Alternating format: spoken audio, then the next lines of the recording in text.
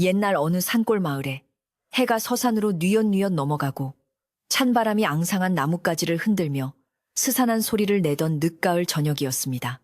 마을 어귀에 자리 잡은 장터는 하루 종일 시끌벅적하던 활기를 잃고 물건을 정리하는 상인들의 바쁜 손놀림과 집으로 돌아가는 사람들의 발걸음 소리만이 드문드문 남아 있었습니다. 붉게 타오르던 노을도 이제는 잿빛 구름 뒤로 숨어버리고 어둠이 짙게 깔리기 시작한 장터에는 흙먼지 냄새와 마른 낙엽 타는 냄새가 뒤섞여 코끝을 스쳤습니다. 사람들은 옷깃을 단단히 여미며 서둘러 따뜻한 아랫목이 있는 집으로 향했고 그들의 등 뒤로는 긴 그림자가 쓸쓸하게 늘어져 있었습니다. 이제 곧 겨울이 닥쳐올 것을 예고하듯 바람 끝은 제법 매서웠고 그 바람은 장터 바닥에 뒹구는 지푸라기들을 이리저리 몰고 다니며 을씨년스러운 풍경을 만들어내고 있었습니다. 그 텅 비어가는 장터 한가운데 남들보다 머리 하나는 더 커 보이는 덩치 큰 사내 하나가 덩그러니 서 있었습니다. 그의 이름은 달구라고 불렸는데 마을 사람들은 그를 두고 힘은 장사지만 머리는 조금 모자란다 하여 바보 달구라고 부르곤 했습니다. 달구는 자신의 몸집보다 더 커 보이는 낡은 지게를 등 뒤에 내려놓고 거칠고 투박한 손으로 흐르는 땀을 쓱 닦아냈습니다. 하루 종일 무거운 짐을 나르느라 어깨는 짓눌린 듯 뻐근했고 다리는 천근만근 무거웠지만 그의 얼굴에는 바보스러울 만큼 순박한 미소가 걸려 있었습니다. 헝클어진 머리카락 사이로 보이는 그의 눈동자는 마치 소의 눈망울처럼 맑고 깊었으며 세상의 셈법이나 약삭빠른 요령 같은 것은 전혀 담겨 있지 않은 듯 투명해 보였습니다. 그는 멍하니 하늘을 올려다보며 오늘 하루도 무사히 일을 마쳤다는 사실에 그저 안도하고 있었습니다. 달구의 두툼한 손바닥 안에는 오늘 하루 종일 뼈 빠지게 일해서 받은 엽전 한 뼘이 소중하게 쥐어져 있었습니다. 쌀가마니를 수십 번 나르고 장작을 산더미처럼 패서 얻은 귀한 대가였습니다. 다른 일꾼들이라면 그 힘든 일을 하고 겨우 엽전 한 뼘이냐며 주인에게 따졌을지도 모를 일이었지만 달구는 주인이 주는 대로 넙죽받으며 허리를 굽혀 인사까지 했습니다. 그에게는 샘을 따지는 것보다 당장 손에 쥔 이 동전의 차가운 감촉과 묵직한 무게감이 더 중요했기 때문입니다. 달구는 혹여나 엽전을 잃어버릴까봐 주머니에 넣지도 못하고 손에 꼭 쥔 채 수시로 펴보며 확인했습니다. 닳고 닳아 반들반들해진 엽전은 달구의 손때가 묻어 더욱 반짝였고 그 작은 동전 하나가 달구에게는 세상 무엇보다 큰 보물처럼 느껴졌습니다. 뱃속에서는 마치 천둥이 치는 듯한 요란한 소리가 꼬르륵거리며 달구의 허기를 재촉했습니다. 아침 일찍 집을 나서며 마신 찬물 한 바가지가 오늘 먹은 것의 전부였으니 배가 고픈 것도 당연한 일이었습니다. 달구는 침을 꼴깍 삼키며 장터 저편에서 풍겨오는 구수한 냄새에 코를 킁킁거렸습니다. 그것은 장터 입구에 있는 주막에서 국밥을 끓이는 냄새였습니다. 푹 고아낸 사골 국물에 된장을 풀고 우거지를 듬뿍 넣어 끓인 국밥 냄새는 찬바람을 타고 날아와 달구의 텅 빈 위장을 사정없이 자극했습니다. 달구는 눈을 지그시 감고 상상해 보았습니다. 김이 모락모락 나는 뜨끈한 국밥 한 그릇을 받아들고 밥을 푹 말아서 깍두기 하나를 얹어 크게 한 입 먹는 상상을 하니 입안 가득 침이 고였습니다. 달구는 평소 같으면 이 엽전 한 뼘을 아껴서 혹시 모를 일에 대비해 집에 있는 항아리에 넣어두었을 것입니다. 어머니가 돌아가시기 전에 남겨주신 낡은 항아리는 아직 반도 채워지지 않았고 달구는 언젠가 그 항아리를 가득 채워 번듯한 기와집을 짓고 사는 꿈을 꾸곤 했습니다. 하지만 오늘은 도저히 그냥 지나칠 수가 없었습니다. 날씨가 갑자기 추워진 탓에 몸이 으슬으슬 떨려왔고 무엇보다 하루 종일 고된 노동으로 지친 몸이 뜨거운 국물을 간절히 원하고 있었기 때문입니다. 딱 오늘만 사 먹자. 이 날씨에 굶고 자다가는 얼어 죽을지도 몰라.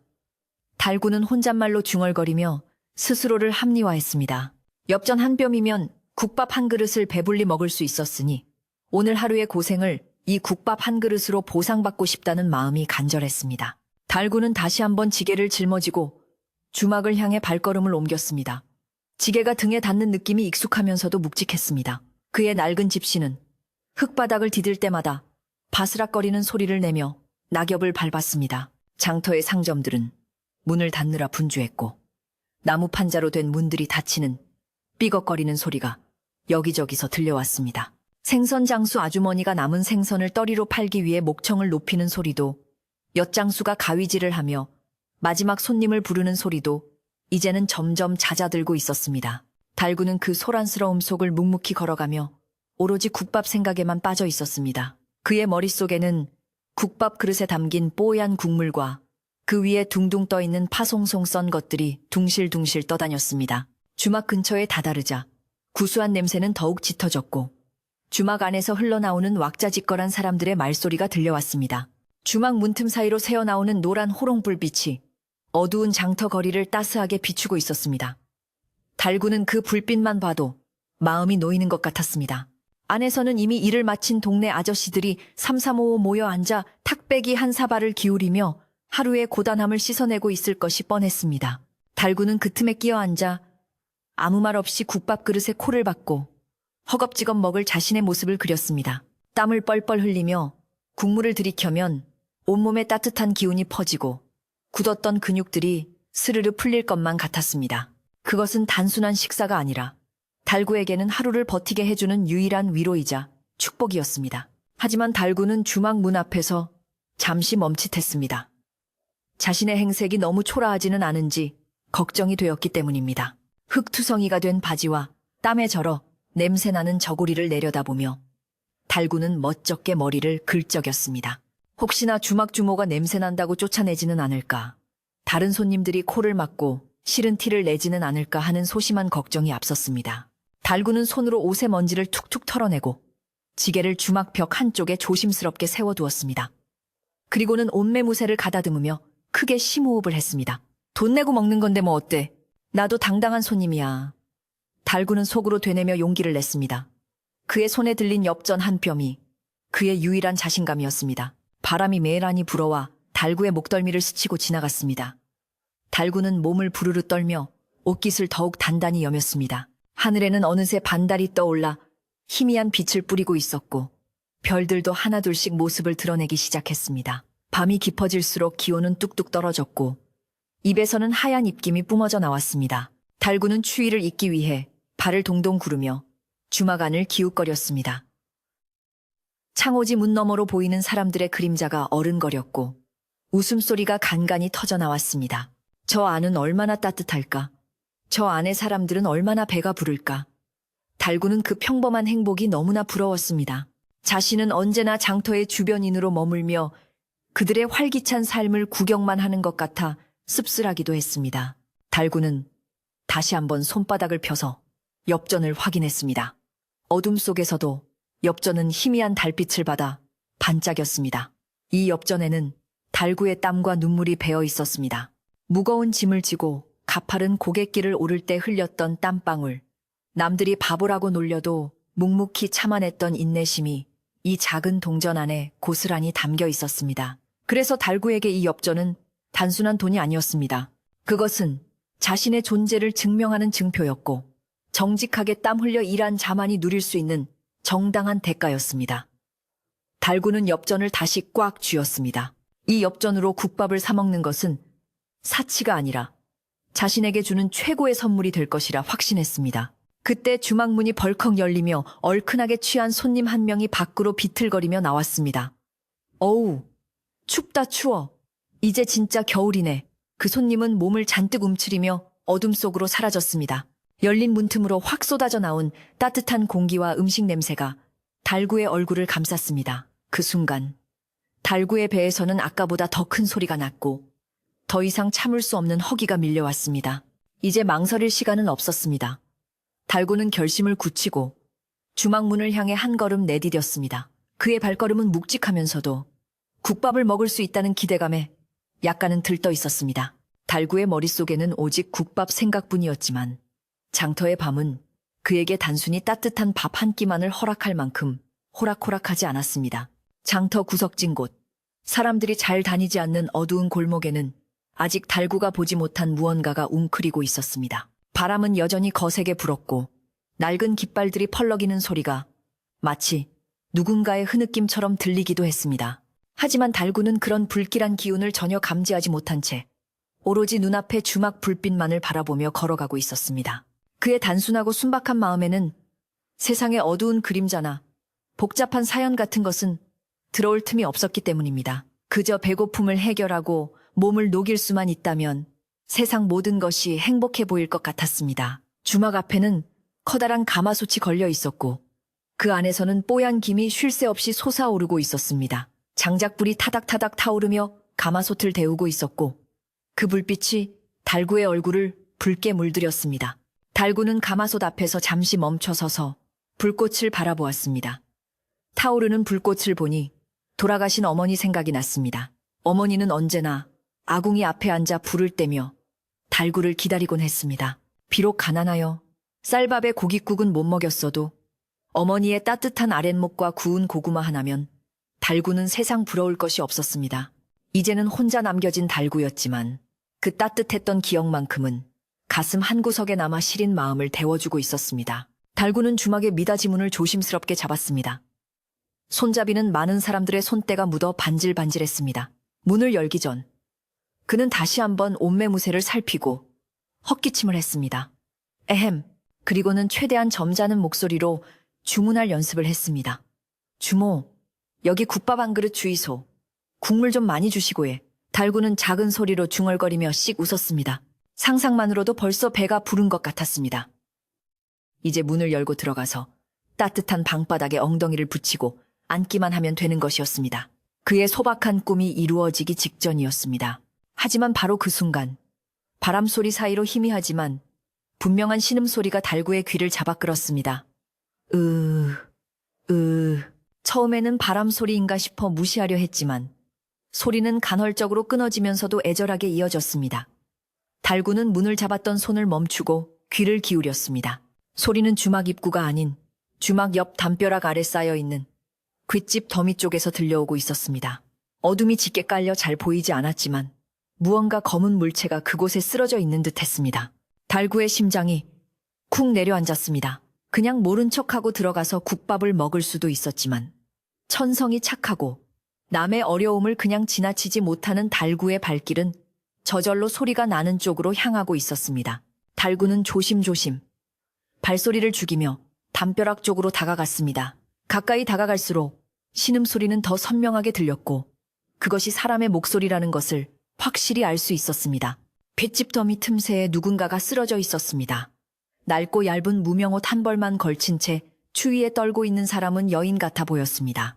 헝클어진 머리카락이 얼굴을 덮고 있어 누군지 알아볼 수는 없었지만 앙상하게 마른 손이 볏짚을 움켜쥐고 있는 모습이 너무나 처량해 보였습니다. 여인의 몸은 마치 죽은 나뭇가지처럼 힘없이 늘어져 있었고 가쁜 숨을 몰아쉬며 겨우겨우 생명의 끈을 붙잡고 있는 듯 했습니다. 달구는 덜컥 겁이 났습니다. 사람이 죽어가고 있는 것일지도 모른다는 생각에 등골이 오싹해졌습니다. 이보시오, 이보시오. 괜찮소? 달구는 떨리는 목소리로 물었지만 여인은 대답 대신 앓는 소리만 낼 뿐이었습니다. 달구는 주위를 둘러보았지만 아무도 없었습니다. 주막 안의 사람들은 자신들의 즐거움에 취해 밖에서 무슨 일이 일어나는지 전혀 알지 못했습니다. 찬바람은 더욱 거세게 몰아쳤고 여인의 얇은 옷자락이 힘없이 파닥거렸습니다. 달구는 자신의 손에 쥐어진 엽전 한 병을 내려다보았습니다. 그리고 쓰러진 여인을 다시 바라보았습니다. 배고픔과 연민 사이에서 달구의 갈등이 시작되는 순간이었습니다. 달구는 무릎을 굽히고 앉아 여인의 어깨를 조심스럽게 흔들었습니다. 여인의 몸은 얼음장처럼 차가웠습니다. 이대로 두었다가는 오늘 밤을 넘기지 못할 것이 분명했습니다. 달구의 따뜻하고 두툼한 손이 여인의 차가운 어깨에 닿자 여인은 미세하게 몸을 움찔했습니다. 달구는 급히 자신이 입고 있던 겉옷을 벗으려다가 멈칫했습니다. 자신도 깸겹 저고리 하나만 입고 있었기에 옷을 벗어주면 당장 자신이 얼어 죽을 판이었습니다. 달구는 안타까운 마음에 발만 동동 구르며 어찌할 바를 몰랐습니다. 아이고, 이를 어쩐다. 사람이 얼어 죽게 생겼는데. 달구의 입에서 탄식이 흘러나왔습니다.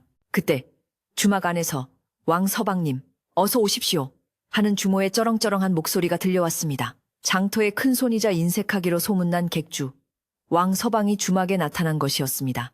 달구는 왕서방이라는 이름만 들어도 주눅이 들었습니다.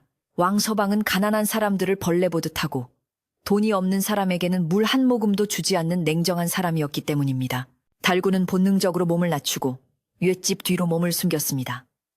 행여나 왕서방의 눈에 띄어 괜한 트집이라도 잡힐까 두려웠던 것입니다.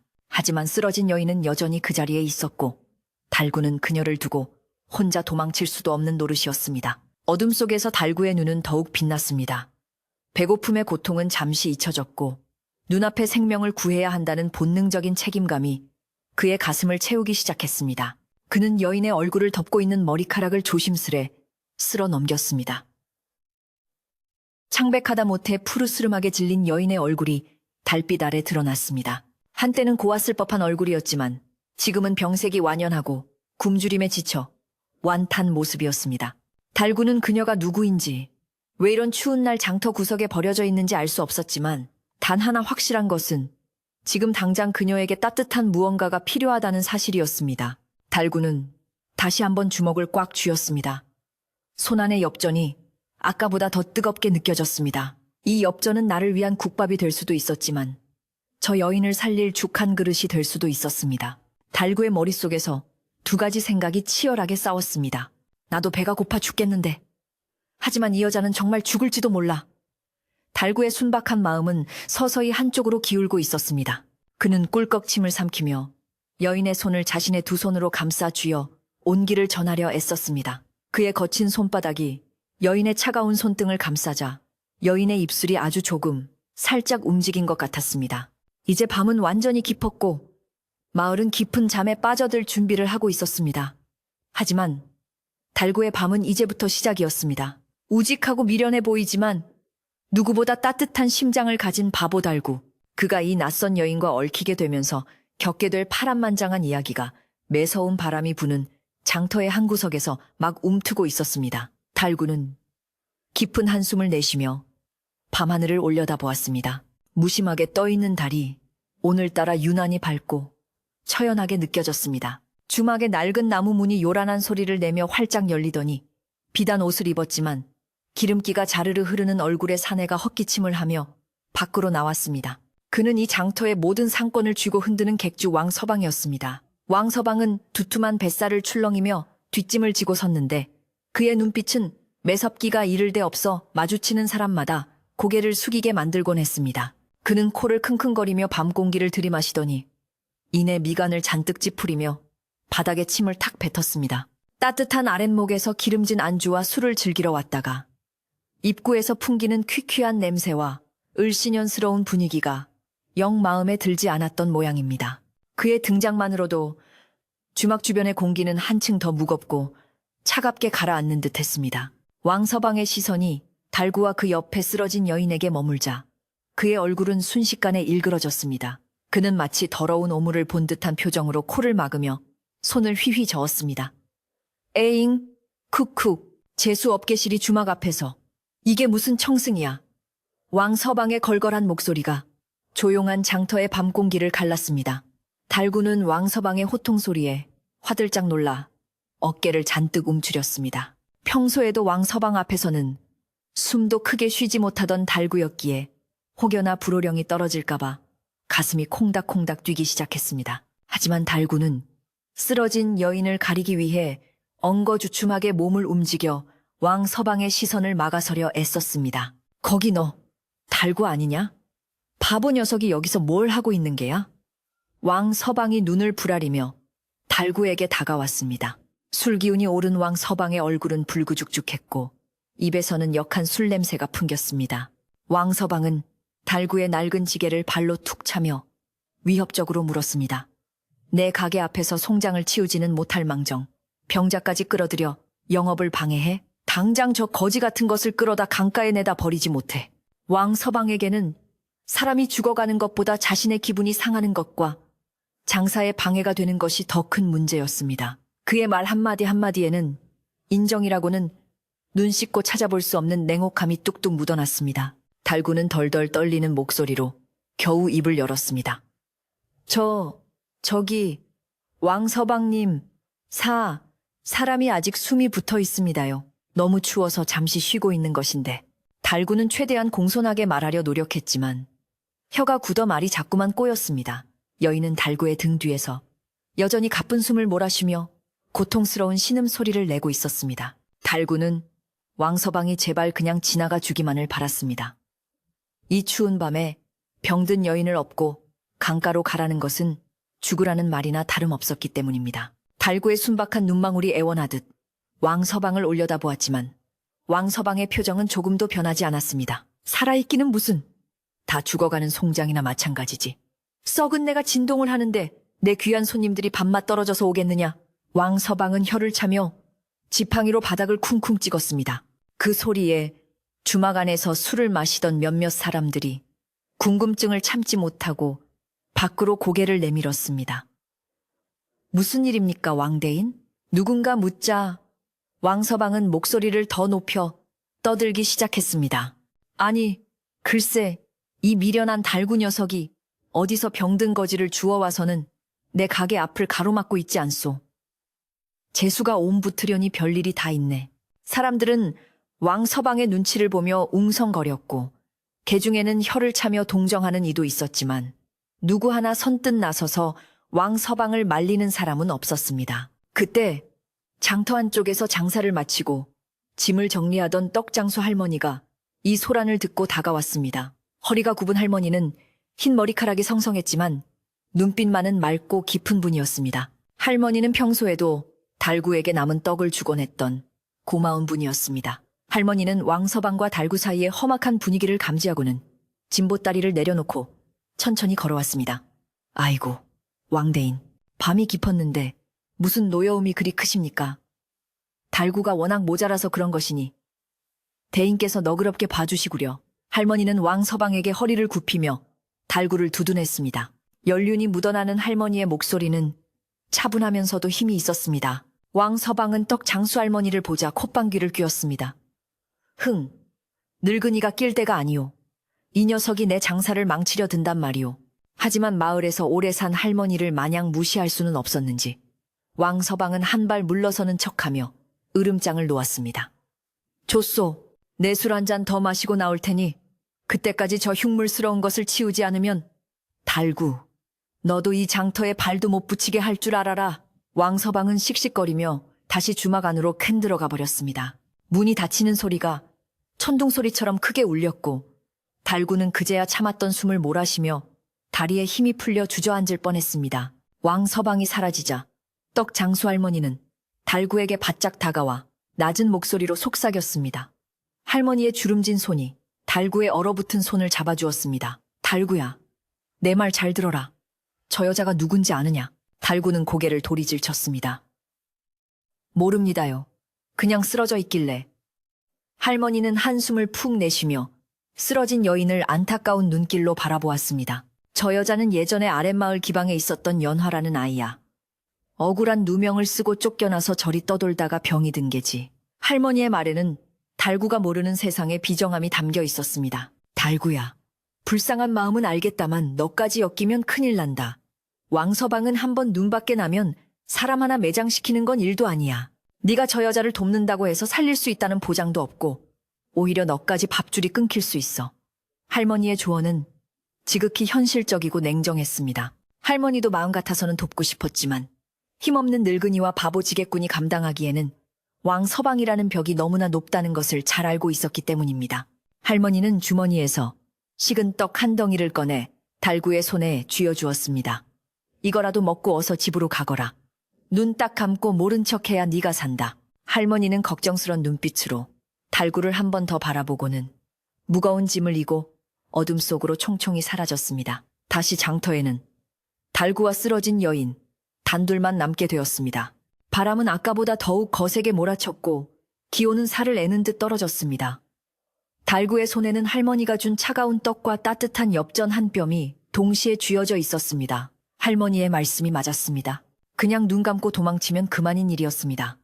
집에 가서 이불을 뒤집어 쓰고 자면 내일 아침에는 아무 일도 없었던 것처럼 다시 지게를 질 수 있을 것입니다.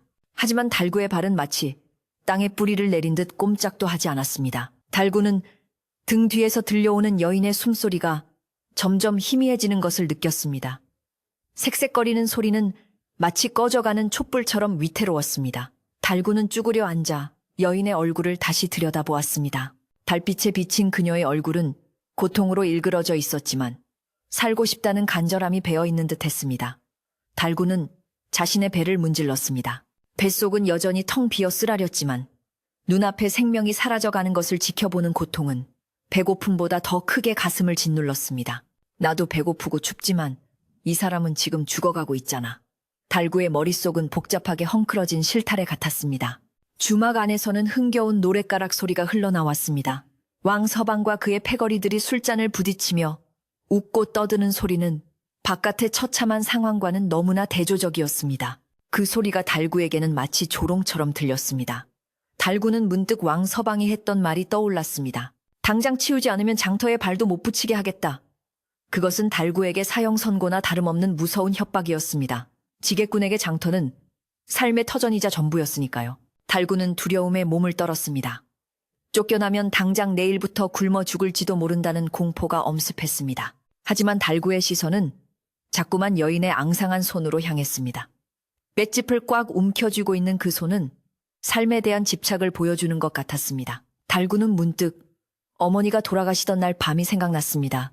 아무도 도와주지 않는 차가운 방에서 달구의 손을 꼭 잡고 숨을 거두시던 어머니의 손이 딱 저랬습니다.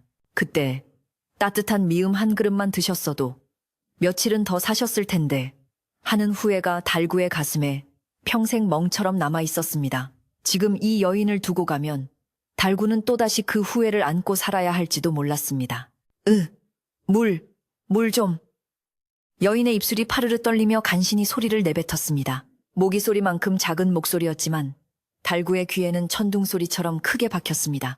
그 한마디가 달구의 망설임을 깨뜨리는 돌멩이가 되었습니다. 달구는 벌떡 일어났습니다. 그리고 손에 쥔 엽전을 다시 한번 꽉 움켜쥐었습니다. 쇠부치의 딱딱한 감촉이 달구의 손바닥을 파고들었습니다. 이 돈이면 내가 배불리 먹을 수 있는데, 이 돈이면 며칠을 편하게 살 수 있는데, 욕망이 꿈틀거렸지만 달구는 고개를 세차게 흔들어 잡념을 떨쳐냈습니다. 달구는 주막 쪽을 바라보았습니다. 아까 왕서방이 들어간 그 문입니다. 다시 들어가면 왕서방과 마주칠 것이 분명했고 어쩌면 문매를 맞을 수도 있었습니다. 하지만 달구는 결심을 굳힌 듯 입술을 앙다물었습니다. 바보 소리 듣는 건 괜찮아. 하지만 사람 죽는 걸 보고도 도망치는 건 그건 진짜 나쁜 놈이야. 달구는 스스로에게 다짐하듯 속으로 되뇌었습니다. 그는 자신의 겉옷을 벗어 여인의 몸 위에 덮어주었습니다. 찬바람이 갱겹 저고리만 남은 달구의 몸을 사정없이 때렸지만 이상하게도 가슴속에서는 뜨거운 불덩이가 솟아오르는 것 같았습니다. 달구는 여인의 머리맡에 쪼그려 앉아 잠시 생각에 잠겼습니다. 떡 장수 할머니가 주신 식은 떡을 조금 떼어 여인의 입가에 대어 보았지만 여인은 씹을 힘조차 없는 듯 했습니다. 역시 따뜻한 국물이 필요했습니다. 달구는 자리에서 일어나 주막, 문 앞으로 성큼성큼 걸어갔습니다. 그의 발걸음에는 아까와는 다른 비장함이 서려 있었습니다. 국밥을 먹으러 가는 것이 아니라 생명을 구하러 가는 길이었기에 그의 어깨는 펴져 있었고 눈빛은 흔들리지 않았습니다. 달구는 문고리를 잡기 전 잠시 멈칫하며 심호흡을 했습니다. 안에서 들리는 왕서방의 목소리가 여전히 위협적이었기 때문입니다. 그 바보 녀석! 아직도 안 갔으면 내가 오늘 다리를 분질러 놓을 테다. 왕서방의 호언장담에 주위 사람들이 아부하며 맞장구 치는 소리가 들렸습니다. 달구는 침을 꿀꺽 삼켰습니다. 무서웠습니다. 정말 무서웠습니다. 하지만 뒤에서 죽어가는 여인의 신음소리가 달구의 등을 떠밀었습니다. 달구는 눈을 질끈 감았다 뜨며 문을 확 열어젖혔습니다. 문이 열리자 주막 안의 모든 시선이 달구에게 쏠렸습니다. 술잔을 들고 있던 왕서방의 눈이 휘둥그레졌고 시끌벅적하던 주막 안은 찬물을 끼얹은 듯 조용해졌습니다. 따뜻한 온기와 맛있는 음식 냄새가 훅 끼쳐왔지만 달구는 그것들을 즐길 여유가 없었습니다. 그는 떨리는 다리를 애써 진정시키며 주모가 있는 부엌 쪽으로 걸어 들어갔습니다. 사람들의 따가운 시선이 화살처럼 꽂혔지만 달구는 오직 손에 쥔 엽전 한 뼘만을 생각하며 용기를 냈습니다. 이제 돌이킬 수 없는 선택을 한 달구의 운명이 시험대에 오르는 순간이었습니다. 주막 안은 순식간에 찬물을 끼얹은 듯 고요해졌고 모든 사람들의 시선이 문가에 서 있는 달구에게 꽂혔습니다. 달구의 낡은 옷차림과 헝클어진 머리는 화려한 등불 아래서 더욱 초라해 보였지만 그의 눈빛만은 그 어느 때보다 결연하게 빛나고 있었습니다. 왕서방은 술잔을 입에 가져가려다 멈추고는 기가 막히다는 표정으로 달구를 위아래로 훑어보았습니다. 네 이놈, 내 말이 말 같지 않더냐? 당장 꺼지지 않고 감히 여기가 어디라고 들어와? 왕서방의 호통이 주막을 울렸지만 달구는 짐짓 못 들은 척하며 부엌 쪽으로 발걸음을 옮겼습니다. 그의 심장은 쿵쾅거렸지만 밖에서 죽어가는 여인의 얼굴이 어른거려 멈출 수가 없었습니다. 부엌에서 국을 푸던 주모가 달구를 보고 깜짝 놀라 국자를 놓칠 뻔했습니다. 주모는 평소 달구를 안쓰럽게 여겨 누룽지라도 챙겨주던 마음씨 좋은 사람이었지만 지금은 왕서방의 눈치가 보여 선뜻 아는 체를 하지 못했습니다. 주모는 난처한 표정으로 왕서방과 달구를 번갈아 보며 입술만 달싹거렸습니다. 달구는 주모 앞으로 다가가 손에 꽉 쥐고 있던 엽전 한 뼘을 조심스레 펴보였습니다. 손바닥에 남은 땀 때문에 엽전은 축축하게 젖어 있었고 달구의 체온으로 따뜻하게 데워져 있었습니다. 그것은 달구의 하루치 노동이자 꿀 같은 국밥 한 그릇의 꿈이었으며 이제는 한 사람의 생명을 구할 유일한 희망이었습니다. 주모, 국밥 한 그릇 주이소. 달구의 목소리는 떨렸지만 분명했습니다. 그러다 그는 잠시 머뭇거리더니 다시 말을 이었습니다. 아니 국밥 말고 죽으로 주이소. 고기도 좀 다져넣고 푹 끓여서 씹지 않아도 넘어가는 죽으로 아주 뜨끈하게 해서 주이소. 달구의 주문에 주막 안에 있던 사람들이 웅성거리기 시작했습니다. 힘쓰는 지게꾼이 든든한 국밥을 마다하고 환자나 먹는 죽을 찾으니 의아해한 것입니다. 달구는 자신이 먹고 싶은 얼큰한 국물 대신 이도 잘 들어가지 않을 여인을 위해 부드러운 죽을 선택한 것이었습니다. 침이 꼴깍 넘어가는 고기, 국밥에 유혹을 뿌리치는 것은 달구에게 뼈를 깎는 듯한 아쉬움이었지만 그는 꾹 참아냈습니다. 주모는 달구의 뜻을 알아차린 듯 고개를 끄덕였습니다. 그래, 알았다. 내 아주 맛나게 끓여주마.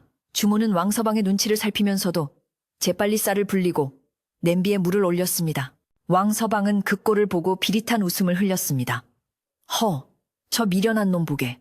집에도 맺는 주제에 누굴 살리겠다고 설쳐? 저러니 평생 남의 짐이나 나르지.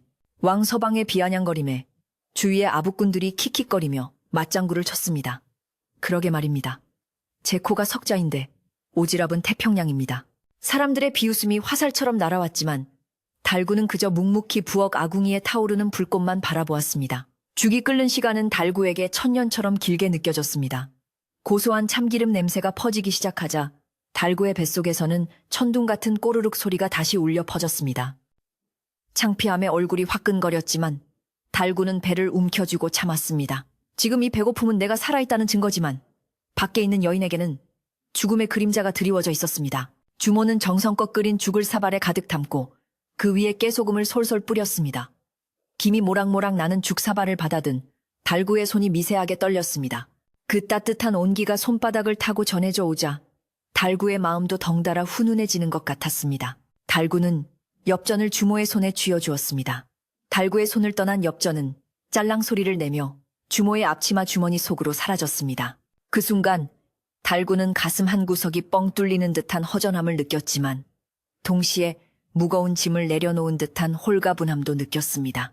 이제 그에게 남은 것은 빈털터리 주머니뿐이었지만 양손에는 사람을 살릴 귀한 음식이 들려 있었습니다. 달구는 왕 서방 쪽은 쳐다보지도 않고 조심조심 발을 옮겨 주막 문을 나섰습니다. 등 뒤에서 지친 미친놈 하는 왕 서방의 욕설이 들려왔지만 달구는 그 소리를 바람 소리에 흘려보냈습니다. 주막 문을 나서자마자 매섭게 몰아치는 찬바람이 달구의 얼굴을 때렸습니다. 안과 밖의 온도 차이가 너무 커서 달구는 잠시 숨이 턱 막혔습니다. 하지만 손에 들린 뜨거운 죽그릇이 식을까봐 걱정된 달구는 자신의 몸으로 바람을 막으며 종종 걸음으로 귓집 더미 쪽으로 향했습니다. 어둠 속에서 여인은 여전히 미동도 없이 누워 있었습니다. 혹시 그 사이 잘못된 것은 아닌지 덜컥 겁이 난 달구는 서둘러 여인 곁에 앉았습니다. 이보시오. 눈 좀 떠보시오. 따뜻한 죽을 가져왔소. 달구는 여인의 귀에 대고 나지막이 속삭였습니다. 여인은 대답이 없었지만 미약하게나마 숨을 쉬고 있었습니다. 달구는 여인의 상체를 조심스럽게 일으켜 세워 자신의 가슴에 기대게 했습니다. 여인의 머리가 힘없이 달구의 어깨로 툭 떨어졌습니다. 달구는 숟가락으로 죽을 조금 떠서 호호 불어시킨 다음 여인의 입가에 가져갔습니다. 자, 입 좀 벌려보시오. 이걸 먹어야 삽니다. 여인의 입술은 굳게 닫혀 있었지만 죽 냄새가 코끝에 닿자 본능적으로 입을 아주 조금 벌렸습니다. 달구는 그 틈으로 흘리지 않게 조심하며 죽을 밀어 넣었습니다. 따뜻한 미음이 목구멍을 타고 넘어가자 여인의 몸이 가늘게 떨렸습니다. 오랫동안 굶주린 위장이 놀라지 않도록 달구는 아주 천천히 한 숟가락씩 먹였습니다. 처음에는 삼키는 것조차 힘겨워하던 여인이 서너 숟가락이 들어가자 조금씩 기운을 차리는 듯 했습니다. 창백하던 얼굴에 아주 희미하게 남아 혈색이 돌기 시작했고 차가웠던 손끝에도 온기가 퍼져나갔습니다. 달구는 그 모습을 보며 자신이 국밥을 먹었을 때보다 더 큰 배부름을 느꼈습니다. 살았구나. 살았어. 달구는 속으로 환호성을 질렀습니다. 죽 한 그릇이 거의 비워갈 때쯤 여인이 힘겹게 눈을 떴습니다. 흐릿한 눈동자가 초점을 찾으려 애쓰더니 이내 걱정스러운 표정으로 자신을 내려다보는 달구의 얼굴과 마주쳤습니다. 여인의 눈에 눈물이 고이더니 주르륵 흘러내렸습니다. 말할 힘은 없었지만 그 눈빛만으로도 고맙습니다. 살려주셔서 고맙습니다라고 말하고 있는 것 같았습니다. 달구는 쑥스러운 마음에 머리를 긁적이며 씩 웃어 보였습니다. 이제 됐소. 기운 차리면 다 된 것이요. 달구의 투박한 위로에 여인은 옅은 미소를 지어 보였습니다. 그것은 차가운 겨울밤에 피어난 한 송이 꽃처럼 아름답고 애처로웠습니다. 그러나 이 평화로운 순간은 오래가지 못했습니다. 주막문이 다시 벌컥 열리며 왕서방이 씩씩거리며 걸어 나왔기 때문입니다. 술기운이 더 오른 왕서방은 비틀거리면서도 정확하게 달구가 있는 쪽으로 다가왔습니다. 이 거지들이 아직도 내 가게 앞에서 알짱거리고 있어? 내가 밥맛 떨어진다고 치우라고 했지. 왕서방은 다짜고짜 소리를 지르며 달구가 들고 있던 빈죽, 사발을 발로 걷어찼습니다. 쨍그랑 소리와 함께 사발이 바닥에 나뒹굴었고 달구는 본능적으로 여인을 감싸 안으며 웅크렸습니다. 왕대인, 너무하십니다요. 이제 막 기운을 차렸는데. 달구가 억울함에 목소리를 높여보았지만 왕서방에게는 들리지 않았습니다. 오히려 왕서방은 달구의 반항에 더욱 화가 난 듯 했습니다. 뭐야? 감히 이 천한 놈이 어디서 눈을 똑바로 뜨고 대들어? 왕서방은 손을 들어 달구의 뺨을 올려 붙이려다 갑자기 멈칫하더니 음흉한 미소를 지었습니다. 그는 자신의 품을 뒤적거리더니 과장된 몸짓으로 주머니를 탁탁 털어 보였습니다. 아니, 이게 어디 갔지? 내 돈주머니가 없어졌어. 주막 안에 있던 사람들이 소란을 듣고 하나둘씩 밖으로 나왔습니다. 왕서방은 사람들을 향해 큰 소리로 외쳤습니다. 여보시오들, 내 전 재산이 든 돈주머니가 감쪽같이 사라졌소. 아까까지만 해도 품에 있었는데 이놈이 내 옆을 지나간 뒤로 없어졌단 말이오. 왕서방은 손가락으로 달구를 가리키며 길길이 날뛰었습니다. 분명해. 아까 밥 사 먹을 돈도 없다던 놈이 갑자기 엽전이 어디서 나서 죽을 사 먹었겠어. 내 돈주머니를 훔친 게 틀림없어. 순식간에 분위기는 험악해졌습니다. 마을 사람들은 웅성거리며 의심의 눈초리로 달구를 바라보았습니다. 설마 달구가? 아니야. 배고프면 눈이 뒤집힌다는데 그럴 수도 있지. 사람들의 수군거림이 달구의 귀에 비수처럼 꽂혔습니다. 달구는 너무나 억울해서 말이 나오지 않았습니다. 아, 아닙니다. 저는 제 돈으로 사 먹었습니다. 진짜입니다요. 달구는 손사래를 치며 외쳤지만 이미 왕서방의 거짓 연기에 넘어간 사람들은 달구의 말을 믿으려 하지 않았습니다. 왕서방은 이 마을의 유지였고 달구는 그저 힘없는 지게꾼일 뿐이었으니까요. 저놈 몸을 뒤져라. 내 돈주머니가 나오나 안 나오나 보자. 왕서방의 선동에 몇몇 건장한 사내들이 달구에게 다가왔습니다. 달구는 겁에 질려 뒷걸음질 쳤지만 등 뒤에는 아픈 여인이 있어 도망칠 수도 없었습니다. 사내들은 거칠게 달구의 몸을 수색하기 시작했습니다. 달구의 낡은 옷이 찢어질 듯 당겨졌고 달구는 비명을 질렀습니다. 안 훔쳤어요. 진짜 안 훔쳤다고요. 달구의 절규는 밤하늘에 메아리쳤지만 누구 하나 도와주는 이가 없었습니다. 떡장수 할머니조차 이미 집에 가고 없는 상황이었습니다. 그때 달구의 뒤에 힘없이 누워있던 여인 연화가 꿈틀거리며 몸을 일으켰습니다. 그녀는 죽 한 그릇으로 겨우 얻은 힘을 쥐어짜내어 떨리는 손으로 바닥을 짚고 앉았습니다. 연화의 눈빛은 아까와는 달랐습니다. 병약하고 흐릿했던 눈동자가 아니라 기생 시절 사람들의 속내를 꿰뚫어 보던 예리하고 총명한 눈빛이 돌아와 있었습니다. 그녀는 왕서방이 몰래 바지춤 뒤로 손을 넣어 무언가를 숨기는 찰나의 순간을 놓치지 않았습니다. 왕서방은 자신의 돈주머니를 등 뒤 허리춤에 깊숙이 찔러 넣고 있었던 것입니다. 달구를 덮친 사내들은 달구의 품에서 아무것도 나오지 않자 당황했습니다. 아무것도 없는데요? 사내 중 하나가 말하자 왕서방은 짐짓 당황한 척하더니 이내 표정을 바꿨습니다. 그렇다면 분명 어딘가에 숨겨놨을 게야. 저 여자 몸도 뒤져봐. 전현이랑 한 패거리가 틀림없어. 왕서방의 뻔뻔함은 끝이 없었습니다. 이제는 아픈 여인의 몸까지 손을 대려 하는 것이었습니다. 달구는 온몸으로 연화를 가로막으며 소리쳤습니다. 안 돼요. 이 사람은 환자예요. 건드리지 마요. 달구의 눈에서 분노의 눈물이 뚝뚝 떨어졌습니다. 연화는 달구의 등 뒤에서 천천히 호흡을 골랐습니다. 아직 몸을 가누기도 힘들었지만 자신을 위해 전 재산을 내놓고 누명까지 쓴 이 착한 남자를 위해 무언가 해야만 했습니다. 그녀는 왕서방을 똑바로 응시했습니다. 그녀의 머릿속에서는 왕서방의 거짓말을 깨뜨릴 수들이 빠르게 계산되고 있었습니다. 장터 바닥의 생리를 누구보다 잘 아는 그녀였기에 왕서방 같은 자들이 어떤 식으로 사람을 속이는지 훤히 꿰뚫고 있었습니다. 연화는 마른 입술을 달싹이며 목소리를 낼 준비를 했습니다. 왕서방은 계속해서 사람들을 부추겼습니다. 어서 끌어내. 도둑놈들을 관아에 넘겨야 해. 내 가게 앞에서 얼씬도 못하게 멍석말이를 해야 정신을 차리지. 흥분한 사람들의 분위기는 점점 과격해졌고 달구와 연화는 벼랑 끝에 몰린 쥐꼴이 되었습니다.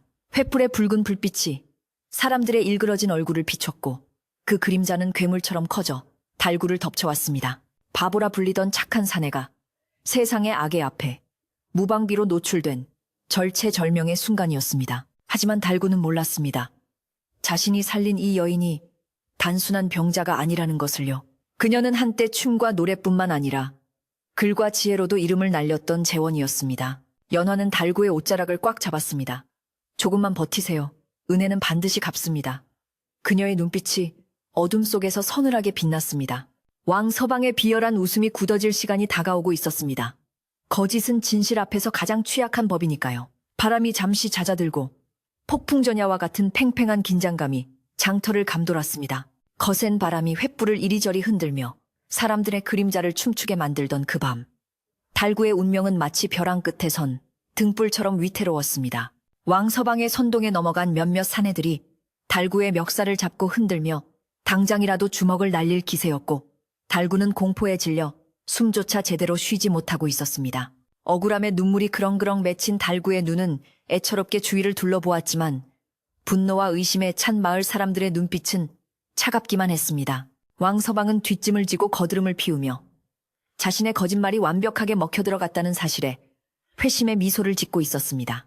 이대로라면 달구는 도둑으로 몰려 멍석마리를 당하고 마을에서 영영 쫓겨날 판이었습니다. 바로 그 순간 차갑고 날카로운 목소리 하나가 소란스러운 장터의 공기를 갈랐습니다. 그 손 놓으십시오. 죄 없는 사람을 잡는 것이야말로 천벌을 받을 죄악입니다.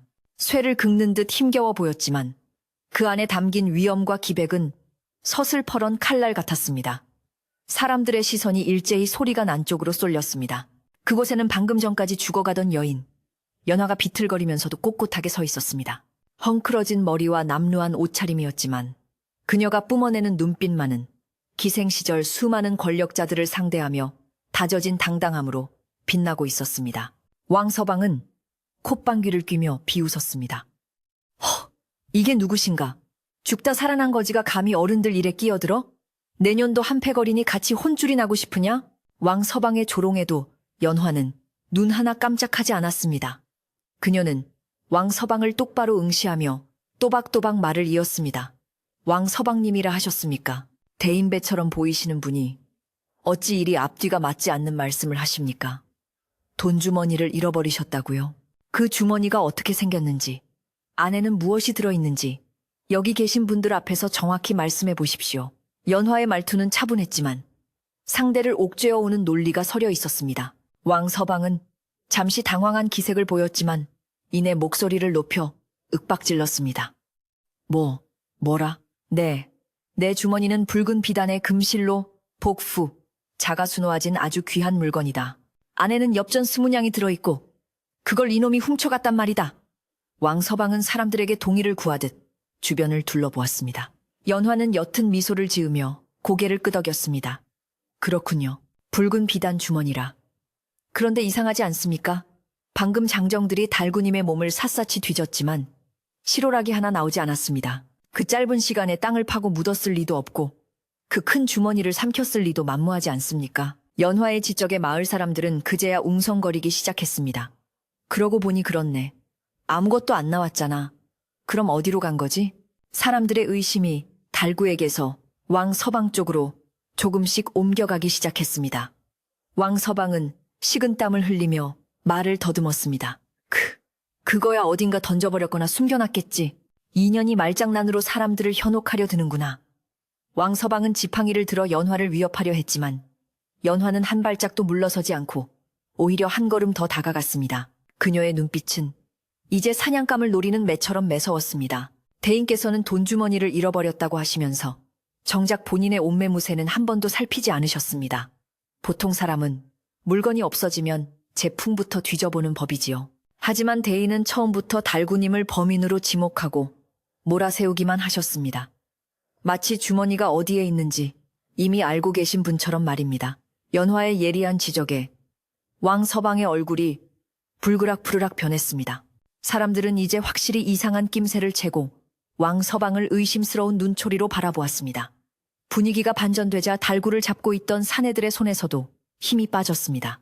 연화는 마지막 일격을 가할 준비를 마쳤습니다. 그녀는 가늘지만 힘있는 손가락으로 왕서방의 등 뒤를 가리켰습니다.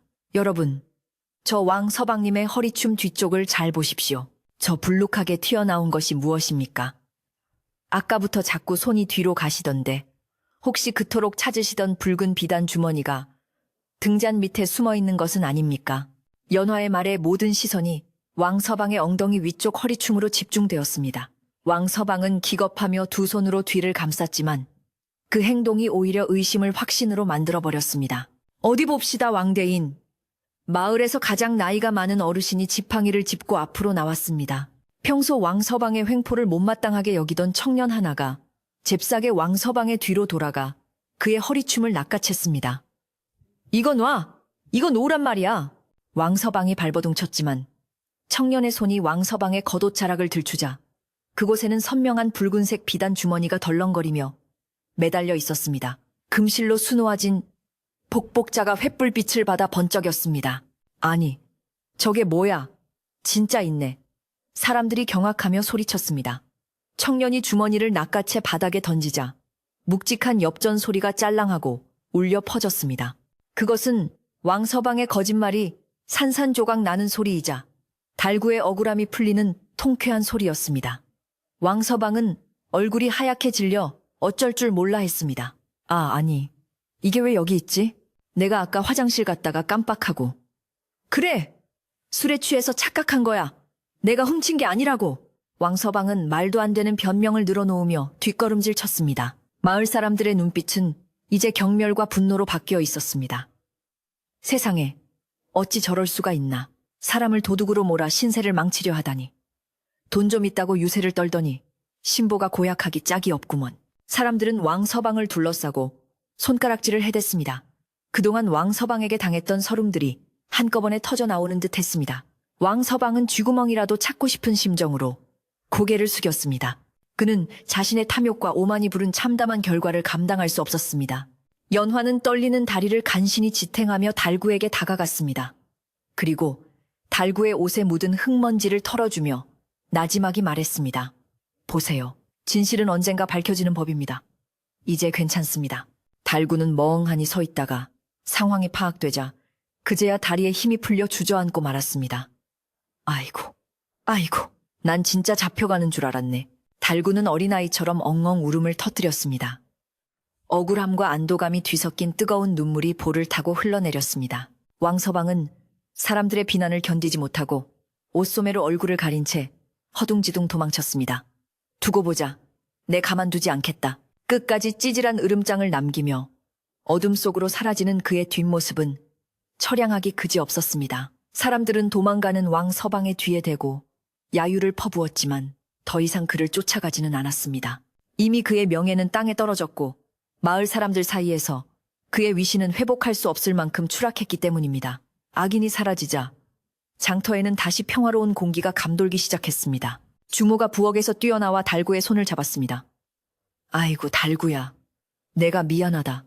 왕 서방 등살에 그만. 내 너 착한 줄 알면서도 나서지를 못했어.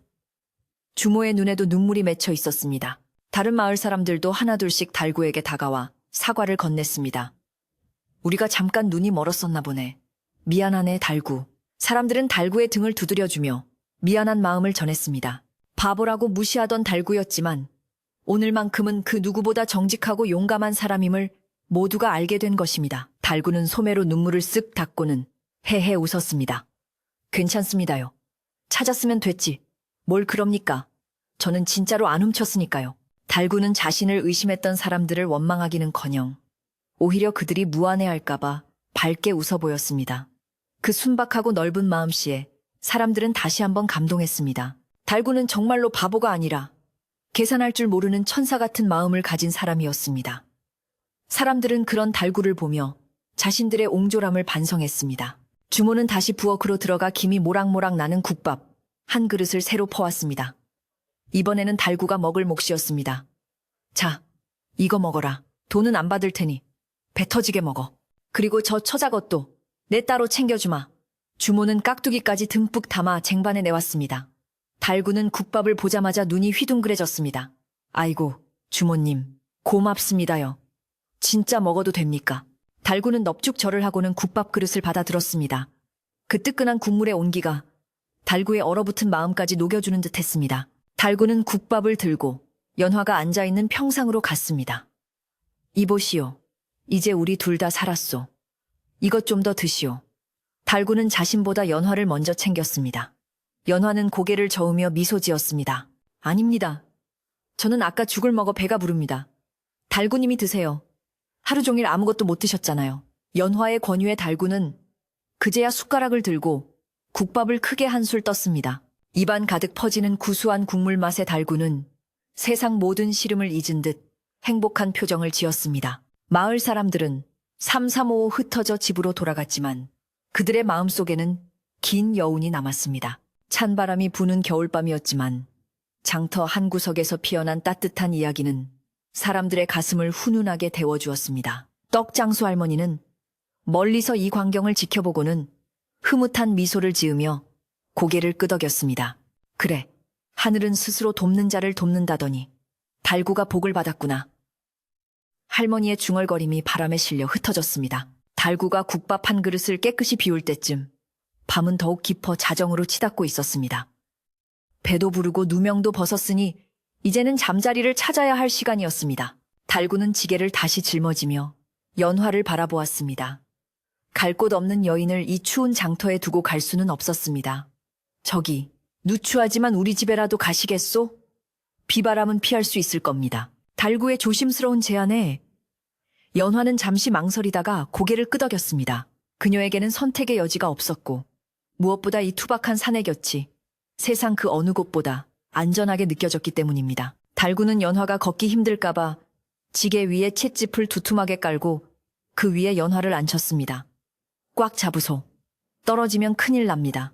달구는 연화를 지게에 태우고 벌떡 일어났습니다. 덩치 큰 사내에게 여인 한 명쯤은 깃털처럼 가벼웠습니다. 달구의 씩씩한 발걸음이 집으로 향하는 오솔길을 밟아 나갔습니다.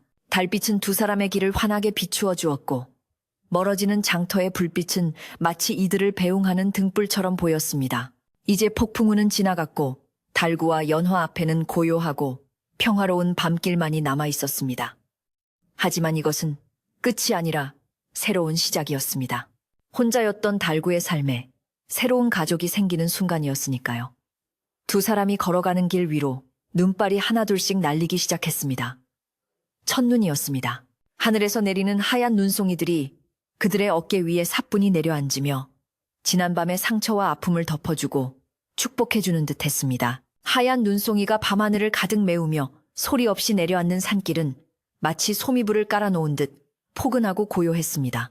장터의 소란스러움은 이미 멀리 사라졌고 들리는 것이라고는 달구의 집신이 눈을 밟을 때 나는 뽀드득 뽀드득 하는 규칙적인 소리뿐이었습니다. 달구의 등 뒤에 엎인 연화는 맷집의 거친 감촉 대신 달구의 넓고 따뜻한 등에서 전해오는 온기를 느끼며 까무룩 잠이 들든 말 듯한 몽롱한 상태였습니다. 매서운 겨울바람이 나뭇가지를 흔들었지만 달구의 등에 엎인 그녀에게는 그 바람조차 자장가처럼 들렸습니다. 달구는 혹시라도 연화가 깰까봐 발걸음을 조심하며 가파른 언덕길을 묵묵히 걸어 올라갔습니다. 그의 어깨에는 한 사람의 무게가 실려 있었지만 마음만은 깃털처럼 가벼웠습니다. 마을 어귀를 지나 산비탈 외진 곳에 다다르자 달구의 작은 초가집이 눈 속에 파묻힌 채 모습을 드러냈습니다. 비바람에 낡아 기둥이 조금 기울고 지붕의 집도 색이 바랬지만 달구에게는 세상에서 가장 아늑한 보금자리였습니다. 달구는 살인문을 열고 마당으로 들어서며 안도의 한숨을 내쉬었습니다. 다 왔습니다요. 여기가 누추하지만 제 집입니다. 달구의 말에 연화가 부스스 눈을 떴습니다. 달빛에 비친 집은 작고 허름했지만 연화의 눈에는 그 어떤 고래등 같은 기와집보다 더 안전하고 따뜻해 보였습니다. 이곳에는 자신을 해치려는 사람도 쫓아내려는 사람도 없다는 사실만으로도 그녀는 가슴이 벅차올랐습니다. 달구는 연화를 마루에 조심스럽게 내려놓고는 서둘러 부엌으로 달려갔습니다. 며칠 동안 집을 비운 탓에 방은 냉골이나 다름없었기 때문입니다. 잠시만 기다리소. 내 금방 방을 뜨끈하게 데워줄 테니까. 달구는 익숙한 솜씨로 아궁이에 마른 솔갈비를 채워 넣고 부시도를 쳐서 불을 붙였습니다. 불꽃이 타닥 소리를 내며 살아나자 아궁이 속으로 빨려 들어가는 불길이 붉은 춤을 추기 시작했습니다. 굴뚝으로 피어오르는 하얀 연기는 눈 내리는 밤하늘로 흩어졌고 구들장 밑으로 따뜻한 기운이 퍼져나가기 시작했습니다. 달구는 이마에 맺힌 땀을 닦으며 불길을 흐뭇하게 바라보았습니다. 방바닥에 온기가 돌기 시작하자 달구는 연화를 방 안으로 들였습니다. 방 안은 세간살이라고 할 것도 없이 텅 비어 있었고 윗목에는 비낭아리 몇 개만이 덩그러니 놓여 있었습니다. 벽지 곳곳은 찢어져 바람이 새어 들어오지 않게 신문지로 덕지덕지 발라놓은 상태였습니다. 달구는 부끄러운 듯 머리를 극적이며 말했습니다. 혼자 사는 놈이라 살림이 엉망입니다. 그래도 아랫목은 절절 끓으니 몸을 좀 녹이소. 연화는 고개를 저으며 미소 지었습니다. 아닙니다. 이 바람을 피할 수 있는 것만으로도 저에게는 궁궐 같습니다. 연화는 따뜻한 아랫목에 자리를 잡고 앉아 언손을 비볐습니다. 바닥에서 올라오는 열기가 온몸의 긴장을 사르르 녹여주었습니다. 달구는 부엌에서 물을 데워 숭죽 한 그릇을 가져왔습니다. 투박한 사발에 담긴 따뜻한 숭늉을 받아든 연화는 두 손으로 그릇을 감싸 쥐었습니다. 구수한 향기가 코끝을 맴돌았습니다. 한 모금 마시자 따뜻한 물이 식도를 타고 내려가며 얼어붙었던 속을 부드럽게 어루만져 주었습니다. 달구는 방구석에 앉아 연화가 숭늉을 마시는 모습을 지켜보았습니다. 자신이 구해온 사람이 이렇게 살아서 물을 마시고 숨을 쉬고 있다는 사실이 그저 신기하고 감사할 따름이었습니다. 그날 밤 두 사람은 많은 말을 하지 않았지만 서로의 존재만으로도 꽉 찬 위로를 받으며 깊은 잠에 빠져들었습니다. 다음 날 아침 눈부신 햇살이 창호지 문을 뚫고 들어와 방안을 환하게 비췄습니다. 연화가 눈을 떴을 때 달구는 이미 일하러 나가고 없었습니다. 대신 아랫목에는 잘 구운 고구마 2개와 김치 한 보시기가 깨끗한 밥상보에 덮여 놓여 있었습니다. 달구가 아침 일찍 일어나 준비해 두고 간 것이었습니다. 연화는 가슴 한구석이 찡해오는 것을 느꼈습니다. 바보라고 놀림받던 사내에 투박하지만 세심한 배려가 그녀의 상처 입은 마음을 치료하고 있었습니다. 그녀는 고구마를 천천히 씹으며 다짐했습니다. 이 고마운 사람에게 짐이 되지 않고 반드시 보답하겠노라고 말입니다. 몸을 추스른 연화는 조금씩 집안일을 시작했습니다. 기생 시절에는 손에 물 한 방울 묻히지 않고 살았지만 그녀는 본래 영리하고 손재주가 좋은 사람이었습니다. 그녀는 빗자루를 들고 마당에 쌓인 눈을 쓸어내고 부엌에 묵은 그을음을 닦아냈습니다. 찢어진 문풍지를 새로 바르고 구석에 처박혀 있던 달구에 헤어진 옷가지들을 꺼내 꼼꼼하게 기워놓았습니다. 그녀의 손길이 닿는 곳마다 집은 생기를 되찾았습니다. 퀴퀴한 곰팡이 냄새가 나던 방에서는 향긋한 모과 냄새가 나기 시작했고 어지럽던 마당은 정갈하게 정돈되었습니다. 달구의 집은 더 이상 호라비 냄새나는 초라한 집이 아니었습니다. 해에 진력이 되어 지게를 지고 돌아오던 달구는 자신의 집을 보고 깜짝 놀랐습니다. 마당은 깨끗하게 쓸려 있고 부엌에서는 밥 짓는 연기가 모락모락 피어오르고 있었기 때문입니다. 이게 우리 집이 맞나? 달구가 눈을 비비며 대문 안으로 들어서자 연화가 부엌에서 나와 환하게 웃으며 그를 맞이했습니다. 오셨어요? 고생 많으셨지요. 그녀의 목소리는 상쾌한 바람처럼 달구의 피로를 씻어주었습니다. 달구는 멍하니 서 있다가 얼굴이 홍당무처럼 빨개져서 어쩔 줄 몰라 했습니다. 평생 캄캄한 빈집에 들어오는 것이 일상이었던 그에게 누군가 불을 밝히고 기다려준다는 것은 기적 같은 일이었습니다. 그날 저녁 밥상은 달구 평생에 받아본 가장 훌륭한 상이었습니다. 쌀밥에 시래기 된장국, 그리고 산에서 캔 나물 무침이 전부였지만 그 맛은 임금님의 수라상이 부럽지 않았습니다. 연화는 솜씨를 발휘해 거친 재료로 깊은 맛을 내었습니다. 달구는 밥을 2그릇이나 뚝딱 비우며 연신 감탄했습니다. 아따, 맛있다. 진짜 맛있다. 내 평생 이런 밥은 처음이요. 달구의 칭찬에 연화는 수줍게 웃으며 숭늉을 내왔습니다. 두 사람은 마주 앉아 도란도란 이야기를 나누었습니다. 장터에서의 무서웠던 기억은 이제 웃으며 이야기할 수 있는 추억이 되어가고 있었습니다. 시간이 흐르면서 마을 사람들의 시선도 완전히 달라졌습니다. 달구가 똑똑하고 야무진 아내를 얻어 살림이 폈다는 소문이 쫙 퍼졌기 때문입니다. 예전에는 달구를 보면 이 바보 왔나? 하며 놀리던 사람들이 이제는 달구 자네 장가 한번 잘 갔네 그려. 요즘 얼굴이 아주 훤해졌어.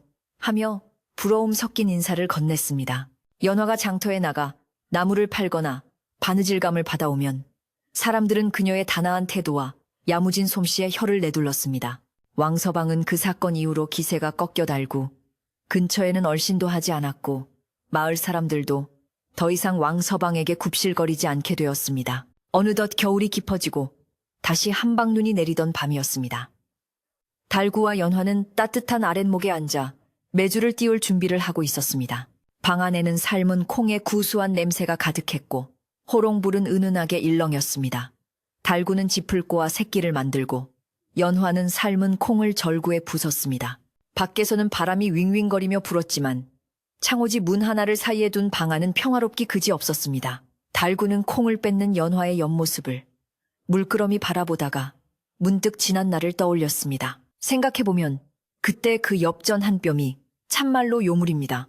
달구의 말에 연화가 멈칫하며 그를 바라보았습니다. 네? 엽전이라니요? 달구는 쑥스러운 듯 코를 문지르며 말을 이었습니다. 그날 밤 국밥 사 먹으려고 했던 그 엽전 말입니다. 그걸로 국밥을 사 먹었으면 그날 하루 배부르고 말았을 텐데 그걸로 죽을 사서 임자를 만났으니 그 엽전 한 뼘이 나한테는 밥 수천 그릇보다 더 귀한 걸 가져다 준 게 아닙니까? 달구의 순박한 깨달음에 연화의 눈시울이 붉어졌습니다. 연화는 하던 일을 멈추고 달구의 거친 손을 자신의 고운 두 손으로 감싸 쥐었습니다. 아니요, 달구님. 엽전이 귀한 게 아니라 달구님의 그 착한 마음이 귀한 것입니다. 세상 모든 사람이 저를 버렸을 때 달구님만이 그 마음 하나로 저를 살리셨어요. 저는 평생 그 은혜를 갚으며 살 겁니다. 연화의 진심 어린 고백에 달구는 가슴이 뭉클해져서 아무 말도 하지 못하고 그저 허허 웃기만 했습니다. 그의 투박한 손과 연화의 고운 손이 맞잡은 채 따뜻한 온기를 나누었습니다. 밤이 깊어지자 두 사람은 이부자리를 펴고 자리에 누웠습니다. 밖에는 여전히 눈이 내리고 있었지만 이제는 춥지 않았습니다. 달구는 천장을 바라보며 생각했습니다. 어머니가 돌아가신 후 늘 춥고 외로웠던 이 집이 이제는 세상에서 가장 따뜻하고 행복한 곳이 되었다고 말입니다. 그는 옆에서 고른 숨소리를 내며 잠든 연화의 인기척을 느끼며 자신도 모르게 입가에 미소를 지었습니다. 내일 아침에는 눈을 치우고 연화와 함께 산에 가서 택감을 해올 것입니다. 그런 평범한 내일이 있다는 것이 너무나 감사했습니다.